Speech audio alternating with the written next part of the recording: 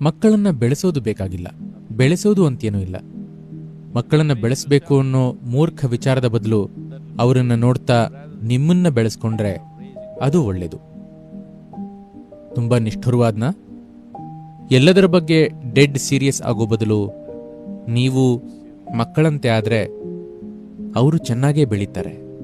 ಮಕ್ಕಳಿಗೆ ನಿಮ್ಮನ್ನ ಆದರ್ಶವಾಗಿಸ್ತೆ ಅವರೇ ನಿಮಗೆ ಆದರ್ಶವಾದ್ರೆ ಎಲ್ಲಾನು ಚೆನ್ನಾಗಿರುತ್ತೆ.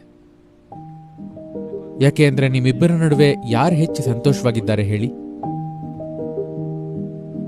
ಮಗು ನಿಮಗಿಂತ ಸಂತೋಷವಾಗಿದೆ, ಜೀವನಾನ ಅದರಿಂದ ಕಲಿಬೇಕು ತಾನೆ ಅಲ್ವಾ? ನೀವು ಮಗುವಿಗಿಂತ ಹೆಚ್ಚು ಸಂತೋಷಭರಿತ ವ್ಯಕ್ತಿ ಆದ್ರೆ ಆಗ ಅದು ಸಹಜವಾಗೇ ನಿಮ್ಮನ್ನ ಆದರ್ಶವನ್ನಾಗಿ ಇಟ್ಕೊಳ್ಳುತ್ತೆ. ನೀವದನ್ನ ಹೇಳಬೇಕಾಗಿಲ್ಲ.